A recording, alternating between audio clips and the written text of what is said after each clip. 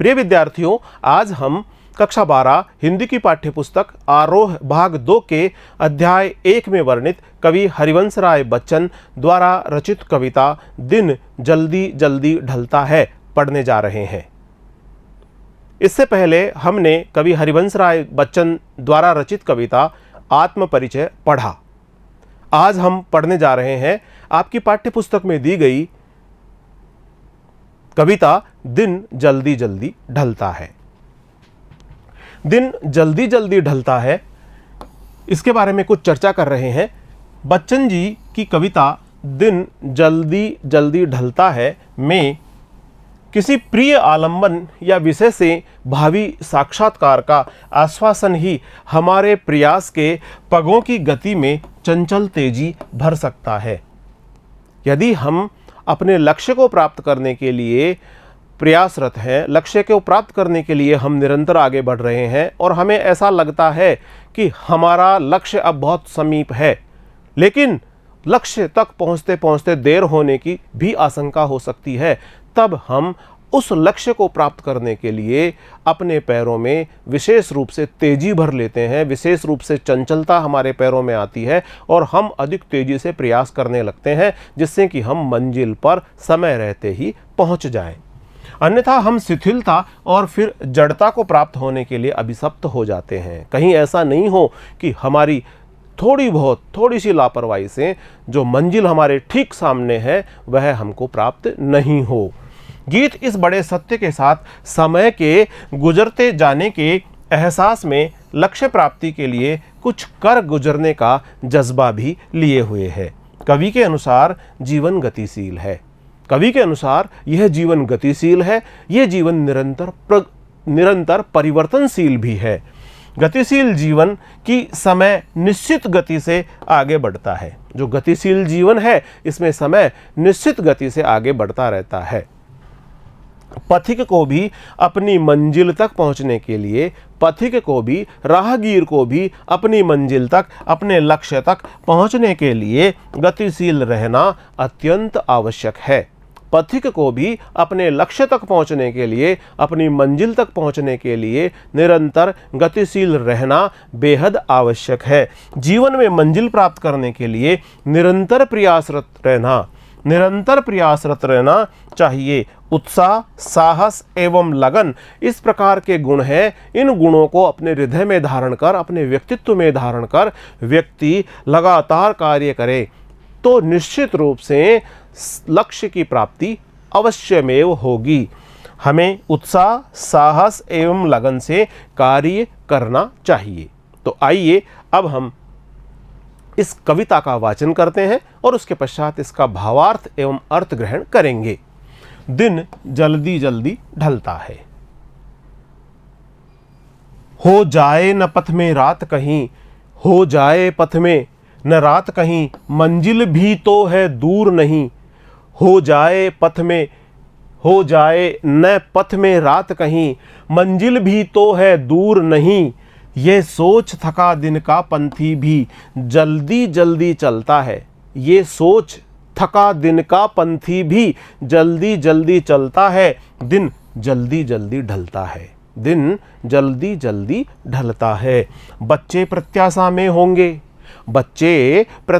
में होंगे, नीड़ों से झांक रहे होंगे। बच्चे प्रत्याशा में होंगे, नीड़ों से झांक रहे होंगे। ये ध्यान परों में चिड़ियों के भरता कितनी चंचलता है। ये ध्यान परों में चिड़िया के भरती कितनी चंचलता है। दिन जल्दी जल्दी ढलता है। दिन जल्दी जल्दी ढलता है। मुझसे मिलने को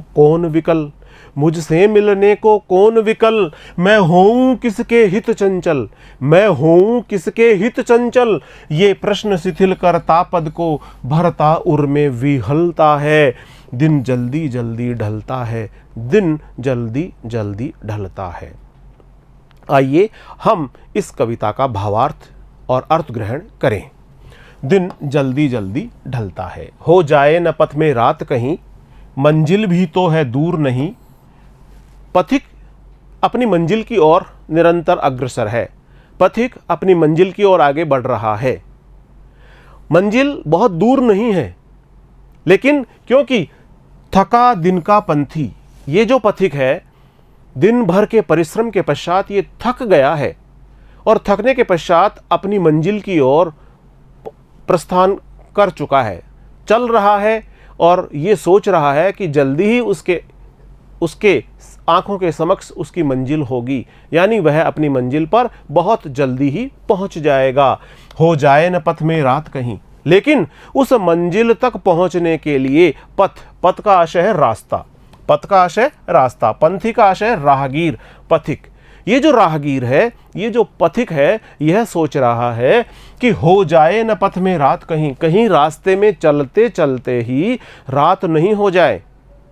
मंजिल ज्यादा दूर नहीं है, मंजिल भी तो है दूर नहीं, क्योंकि अब तो उसने बहुत सारा रास्ता पार कर लिया, बहुत सारी बाधाएं, बहुत सारा अवरोध वो उसने पार कर लिया। अब तो वो मंजिल के बहुत नज़दीक है। लेकिन हो सकता है कि दिन ढलने से पहले, रात्रि होने से पहले वह मंजिल पर पहुंच जाए।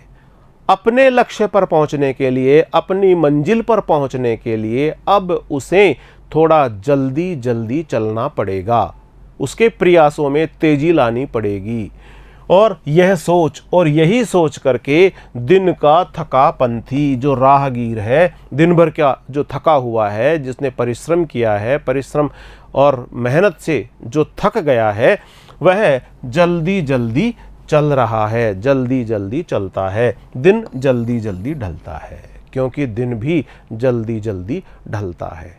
इन पंक्तियों में कवि कहते हैं कि दिन भर चलकर अपनी मंजिल के समीप पहुंचने वाला पथिक राहगीर सोचता है कि अब उसकी मंजिल, अब उसका लक्ष्य पास ही है, परंतु उस मंजिल तक पहुंचने से पहले ही कहीं रात नहीं हो जाए। पथिक को इस बात की आशंका है कि ऐसा नहीं हो जाए कि वह मंजिल पर पहुंचे उससे पहले ही रात हो जाए।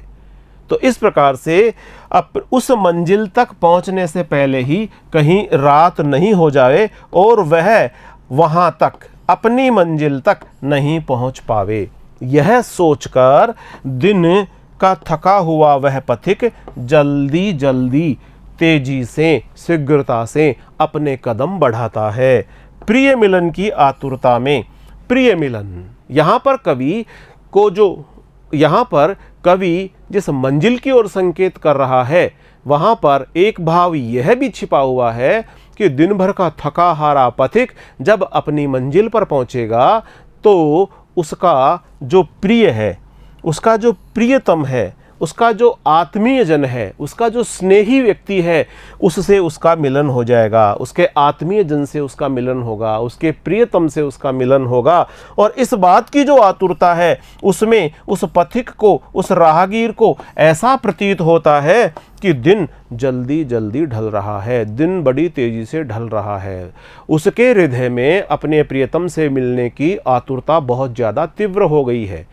अपने प्रियतम से मिलने की आतुरता तीव्र होने के कारण मिलने की ललक बढ़ गई है और इसी कारण से उसे ऐसा लगता है कि उसे शीघ्रता करनी चाहिए अपनी मंजिल तक पहुंचने के लिए, क्योंकि दिन जल्दी जल्दी ढलता है, दिन बड़ी तेजी के साथ में ढलता है।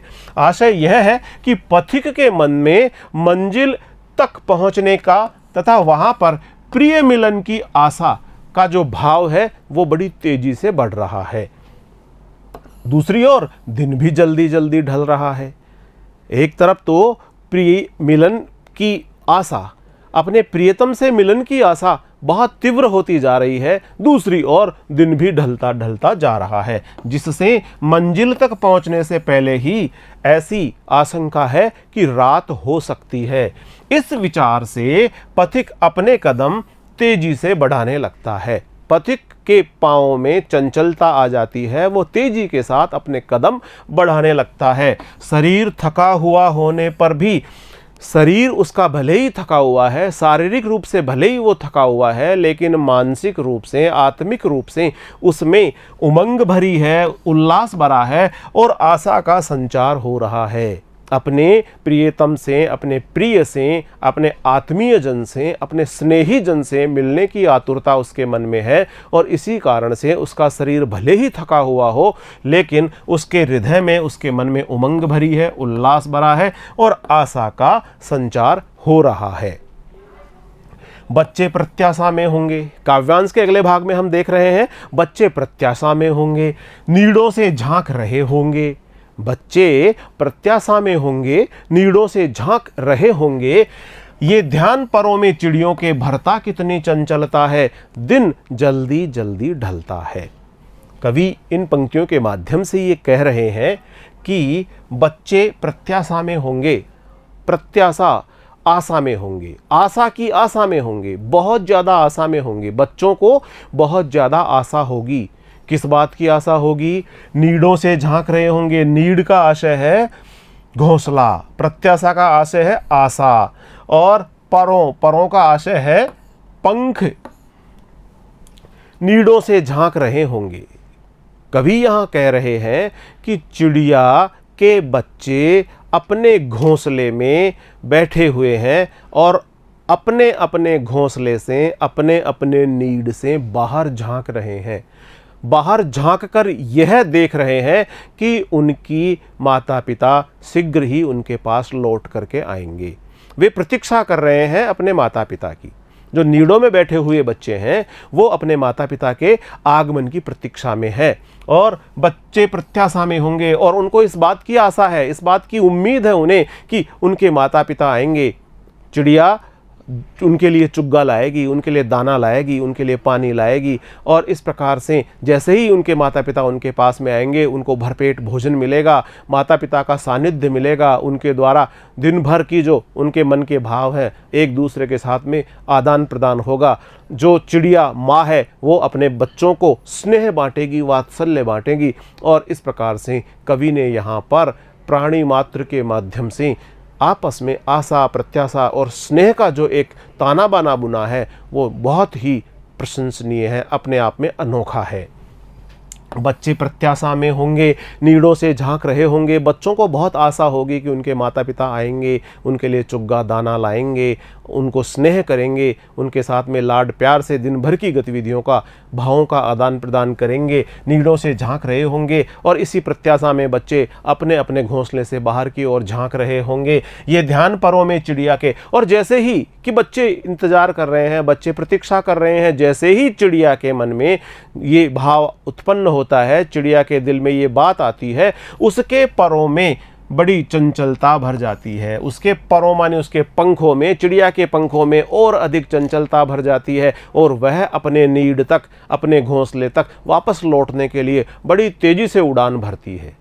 इसके पहले वाले काव्यांश के पद में हमने पढ़ा था कि पथिक अपनी मंजिल को प्राप्त करने के लिए दिन के जल्दी जल्दी ढलने की आशंका की वजह से अपने पैरों में बड़ी चंचलता से, बड़ी तेजी के साथ आगे बढ़ता है, अपने पैरों को बड़ी तेजी से आगे बढ़ाता है। और यहाँ इस भाग में हम देख रहे हैं कि चिड़िया अपने बच्चों के इस प्रत्याशा में कि वो प्रतीक्षा कर रहे होंगे, इस प्रत्याशा में उनके परों में बहुत ज़्यादा चंचलता भर जाती है, बहुत ज़्यादा उत्साह भर जाता है और दिन जल्दी जल्दी ढलता है। चिड़िया भी ये देखती है कि अब दिन ढलने का समय आ गया है और मुझे शीघ्र से शीघ्र मेरे घोंसले पर पहुंच जाना चाहिए। उस घोंसले पर पहुंच जाना चाहिए जहां पर चिड़िया के प्रियजन हैं, आत्मीय जन हैं, स्नेही जन हैं, उसके नन्हे मुन्ने बच्चे हैं, उसके परिवार हैं। तो इन पंक्तियों के माध्यम से कवि हमें ये कहते हैं कि एक चिड़िया जब आकाश में उड़ती है, अपने घोंसले की ओर वापस लौट रही होती है, तब वह यह सोचती है कि मेरे बच्चे मेरी राह देख रहे होंगे, मेरी प्रतीक्षा कर रहे होंगे, इस आशा में होंगे कि माता जी जो उनकी मम्मी है, उनकी जो माता जी है चिड़िया, वह उनके लिए दाना लाएगी, चुग्गा लाएगी और आते ही स्नेह और वात्सल्य के साथ में दिन भर के भावों का आदान प्रदान भी करेगी। वे घोंसले में बैठे हुए हैं और चिड़िया के लौट आने की आशा में बार बार बाहर की ओर झांक रहे होंगे। बच्चे प्रतीक्षा कर रहे होंगे, नीड़ों से बाहर झांक रहे होंगे। उस चिड़िया को जब अपने बच्चों का ध्यान आता है तो वह अपने पंखों को और अधिक तेज गति से आगे की तरफ बढ़ाती है, उसके पंख और तेज गति से चलने लगते हैं। उस समय उसके पंखों में बहुत अधिक चंचलता भर आती है और उसे इस बात का भी पता है कि दिन जल्दी ही ढल जाएगा। इस कारण से उसके परों में और ज़्यादा चंचलता आ जाती है। फलस्वरूप उसमें अपनी मंजिल तक पहुंचने की अत्यधिक तीव्रता दिखाई देती है। कवि की इन पंक्तियों में बच्चे प्रत्याशा में होंगे, नीड़ों से झांक रहे होंगे, ये ध्यान परों में चिड़ियों के भरता कितनी चंचलता है, दिन जल्दी जल्दी ढलता है। और इस कविता का जो आगे वाला भाग है, मुझसे मिलने को कौन विकल, मैं होऊं किसके हित चंचल, ये प्रश्न शिथिल करता पद को भरता उर में विहलता है, दिन जल्दी जल्दी ढलता है।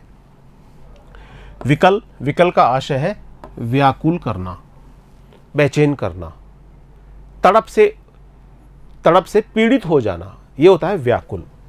हित, हित का आशय है के वास्ते, के लिए, इसका एक और आशय है भलाई। पद, पद, पद का आशय है पैर।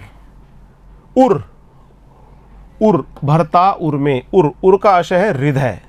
विहलता, विहलता, विहलता का आशय है आतुरता, व्याकुलता। कवि इन पंक्तियों के माध्यम से हमें ये कह रहे हैं कि मुझसे मिलने को कौन विकल। कवि अपने प्रियतम से मिलने को बहुत लालायित है, बहुत उत्सुक है, बहुत विकल है। लेकिन कवि से मिलने के लिए कोई भी ऐसा नहीं है प्राणी जो कि कवि से मिलने के लिए विकल हो। कवि की जिस प्रकार की मन स्थिति है उसके अनुसार कवि प्रश्न कर रहा है कि मुझसे मिलने के लिए कोई भी विकल नहीं है। मैं होऊं किसके हित चंचल, ऐसा कौन सा प्रिय व्यक्ति है, प्रिय जन है, आत्मीय जन है जिसके बारे में, मिलने के बारे में मैं विचार करूं और मेरे मन में चंचलता उत्पन्न हो। यानी मैं उस अपने प्रियजन के बारे में सोचकर, किस प्रियजन के बारे में सोचकर चंचल हूँ। मेरा तो ऐसा कोई प्रियजन नहीं है जिसके बारे में मैं सोच करके चंचल होऊं। मुझसे मिलने को कौन विकल, मुझसे तो मिलने के लिए कोई भी विकल नहीं है, मुझसे मिलने के लिए कोई भी व्याकुल नहीं है। मैं होऊं किसके हित चंचल, मैं किसके लिए चंचल होऊं, मेरा मन, मेरा हृदय किसके प्रति चंचलता से भर जाए। ये प्रश्न शिथिल करता पद को, और कवि के पद को, कवि के पाँव को यही प्रश्न शिथिल कर देता है। उसके तेजी से चलते हुए कदम मंद मंद पड़ जाते हैं, धीमे धीमे चलने लगते हैं, क्योंकि उसे लगता है कि अगर वो अपने मंजिल तक, अपने लक्ष्य तक पहुंचने के लिए चल भी रहा है तो वहां पहुंचने के बाद उसको कौन मिलेगा, कौन उसके लिए विकल है और किस कारण से वह अपने पैरों को और थोड़ा चंचल बना सकता है।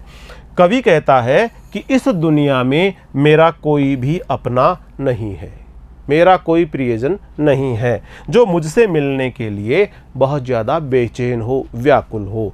फिर मेरा हृदय किसके लिए चंचल होगा। यहाँ प्रश्न कर रहा है कवि कि फिर ऐसा कोई व्यक्ति ही नहीं है तो मेरा हृदय किसके लिए चंचल होगा, मेरे मन में किससे मिलने की आतुरता होगी। ये प्रश्न मेरे बढ़ते हुए कदमों को शिथिल कर देता है। कवि कहता है कि ये जो प्रश्न है यही मेरे बढ़ते हुए कदमों को शिथिल कर देता है, धीमा कर देता है, मंदिम कर देता है और मेरे हृदय में निराशा और उदासी की भावना भरने लगती है। मुझे लगता है कि मेरी प्रतीक्षा करने वाला कोई नहीं है, मेरा इंतज़ार करने वाला कोई नहीं है। तो ये जो भाव है ये मेरे मन में निराशा भर देता है, मेरे मन में उदासी भर देता है। कवि यहाँ कहता है कि कवि की जो प्रिय पत्नी है उनका देहांत हो चुका है। उनकी प्रिय पत्नी है वो अब केवल कीर्ति शेष हैं, वो अब इस धरती पर देह के रूप में मौजूद नहीं है। ऐसी स्थिति में जब कवि की पत्नी का देहांत हो चुका है, अब घर पर उनकी प्रतीक्षा करने वाली उनकी प्रियतमा, उनकी प्रेयसी, उनकी पत्नी नहीं है। अब कवि का जीवन विरह विदुर हो गया है। कवि का जीवन अपनी प्रेयसी, अपनी प्रियतमा, अपनी पत्नी के अभाव में, उनके विरह में ये विरह विदुर हो गया है और एकाकी हो गया है। प्रेम को प्राप्त करने की व्याकुलता में ही कवि को ऐसा लगता है कि दिन बहुत जल्दी जल्दी ढल जाता है, अर्थात प्रिया के विरह वियोग से हृदय निरंतर व्यथित रहता है। कवि का हृदय प्रिया के विरह वियोग में निरंतर व्यथित रहता है, जिससे दिन जल्दी ढल जाता सा प्रतीत होता है और रात फिर विरह वेदना को बढ़ा देती है। जैसे ही दिन जल्दी से ढल जाता है, फिर रात्रि का आगमन होता है और ये रात्रि विरह रात्रि के रूप में कवि को बहुत ज़्यादा पीड़ित कर देती है। प्रिय विद्यार्थियों, इस कविता में हमने ये पढ़ा कि दिन भर परिश्रम करने के पश्चात थका हुआ पथिक यह सोचकर अपनी मंजिल की ओर जल्दी जल्दी कदम बढ़ाता है कि यदि थोड़ी शीघ्रता और कर ली जाए तो मंजिल पर रात होने से पहले ही पहुंचा जा सकता है। अगर थोड़ी सी शीघ्रता और कर ली जाए तो अपनी मंजिल पर समय पर पहुंचा जा सकता है। लक्ष्य को प्राप्त करने के लिए, अपनी मंजिल को प्राप्त करने के लिए, अपने लक्ष्य को प्राप्त करने के लिए शीघ्रता करनी चाहिए। कभी भी अपनी मंजिल को प्राप्त करने के लिए टाल मटोल अथवा जानबूझकर देरी नहीं करनी चाहिए। समय निरंतर गतिशील है, समय निरंतर आगे बढ़ता जा रहा है। समय के साथ कदम से कदम मिलाते हुए हमें अपने लक्ष्य को प्राप्त करने के लिए क्रियाशील और प्रयत्नशील रहना अत्यंत आवश्यक है। इसमें उत्साह एवं लगन की कमी नहीं होनी चाहिए। लक्ष्य को प्राप्त करने के लिए हमारे हृदय में लगन की, उत्साह की, जोश की कमी नहीं होनी चाहिए। जीवन में निर्धारित किए गए लक्ष्य को उचित प्रयास करके उत्साह और लगन से प्राप्त किया जा सकता है। हमने जीवन में जो भी लक्ष्य निर्धारित किया है उसे प्राप्त करने के लिए उत्साह, उमंग और कार्य की क्रियान्विति का होना बेहद आवश्यक है। हृदय में उत्साह हो, जोश हो और कार्य करने की प्रबल इच्छा हो तो निश्चित रूप से हमें लक्ष्य की प्राप्ति होगी। प्रिय, लक्ष्य की प्राप्ति होगी। जल्दी जल्दी जो हमने देखा, इसमें पुनरुक्ति प्रकाश अलंकार हमें देखने को मिलता है। जल्दी जल्दी दिन ढलता है। जल्दी जल्दी शब्द जो आया है, इस जल्दी का भी अर्थ तेज शीघ्रता है, इसका भी अर्थ शीघ्रता है। इस प्रकार से दोनों ही शब्दों का अर्थ नहीं बदला, लेकिन दो बार शब्द की आवृत्ति हुई है, इसलिए इसमें पुनरुक्ति प्रकाश अलंकार हमें देखने को मिलता है। यहाँ पर जय वर्ण और यहाँ पर भी जय वर्ण, इस प्रकार जय वर्ण की आवृत्ति होने से इसमें हमें अनुप्रास अलंकार भी देखने को मिलता है। इस कविता के दूसरे पद में वात्सल्य भाव की प्रधानता है, क्योंकि इसमें जो चिड़िया, बच्चों के प्रति चिड़िया की ममता का और उसके स्नेह का अनुपम वर्णन किया गया है। चिड़िया के बच्चे और चिड़िया, यानी जो माँ के रूप में चिड़िया चित्रित की गई है और उसके बच्चे, उनके बीच में जो स्नेह का, जो आत्मीयता का भाव है, उसकी बहुत बेहतर व्यंजना इसमें हुई है। इस कविता के तीसरे पद में कवि ने अपने हृदय की कोमल प्रेम भरी भावनाओं को व्यक्त किया है। कवि अपने हृदय की को प्रेम भरी भावनाओं को व्यक्त करते हैं, जिसमें विरह व्यथा प्रमुखता लिए हुए है। कवि के हृदय की जो भावनाएं हैं, प्रेम भरी भावनाएं हैं, अपनी पत्नी के देहांत होने के पश्चात अब वो विरह का जीवन जी रहे हैं, तो इसमें विरह व्यथा बहुत अधिक मात्रा में है। निराशा एवं उदासी की मार्मिक अभिव्यक्ति हमें कवि के इन शब्दों में देखने को मिलती है। तत्सम, तद्भव शब्दावली के साथ खड़ी बोली का प्रयोग हुआ है। तत्सम शब्द वे शब्द होते हैं जो संस्कृत भाषा के शब्द हैं और जिन्हें हम सीधे ही, जैसे संस्कृत में प्रयोग होते हैं उसी तरह हिंदी भाषा में भी प्रयोग होते हैं। तत्सम जैसे हैं वैसे के वैसे ही उनका प्रयोग किया जाता है। और तद्भव संस्कृत भाषा के वे शब्द जिनको हमने अपने प्रयोग की दृष्टि से थोड़ा सा उनमें बदलाव कर लिया है। जिस प्रकार से अग्नि को हमने आग बना लिया है, इस प्रकार से ये तत्सम और तद्भव शब्द हैं। खड़ी बोली के साथ साथ भाषा इनकी सरल है, प्रवाहमयी है एवं भावपूर्ण है। आज हमने कवि हरिवंश राय बच्चन द्वारा रचित कविता दिन जल्दी जल्दी ढलता है को पढ़ा, इसका भावार्थ समझा, इसका अर्थ ग्रहण किया। अब हम कवि हरिवंश राय बच्चन कि जो हमारी पाठ्य पुस्तक में 2 कविताएं दी गई है, पहली कविता है आत्मपरिचय, दूसरी कविता है दिन जल्दी जल्दी ढलता है। इन दोनों ही कविताओं के प्रश्न उत्तर लेकर हम शीघ्र आपके समक्ष उपस्थित होंगे। तब तक नमस्कार।